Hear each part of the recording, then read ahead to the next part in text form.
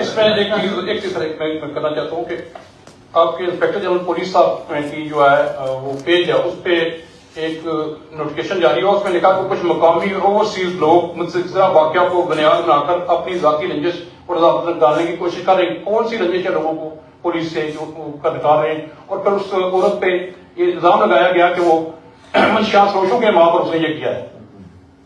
یہ اس کی ساری فیملی جو ہے عمران کی ساری فیملی اور اس کا جو حقیقی سالہ ہے پروفیسر ہے یہاں پہ وہ محی الدین، اس کی کوئی 40 پوسٹیں لگائی ہیں کہ کسی کرمنل جو وانٹڈ ہے ہیروئن منشیات کے حوالے سے، وہ ان کی بنیاد پر اسے الزام لائق کیے ہیں.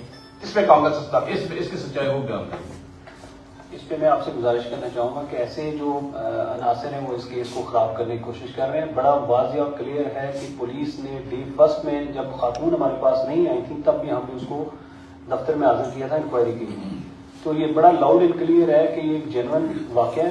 اس کو توڑ موڑ کے جو بھی پیش کر رہا ہے وہ اس کیس کو خراب کرنے کی کوشش کر رہے ہیں. اور پولیس کا بڑا واضح میسج ہے اس کے لیے کہ جو لوگ ملوث ہوں گے، چاہے وہ سویلین ہے چاہے وہ پولیس فورس کا حصہ ہے، کیونکہ میڈیا اور پبلک میں آلریڈی کہہ چکا ہوں کہ سوشل چیکس جو ہے بہترین اکاؤنٹیبلٹی ہے. میں آلریڈی ہم یہاں پہ سینئر آفیسرز بیٹھے ہوئے ہیں، تو جب بھی ہم نیکسٹ پریس کانفرنس کریں گے انشاءاللہ آپ کے سامنے تمام حقائق لائیں گے، اور جو بھی ایسی باتیں کر رہے ہیں وہ گمراہ کن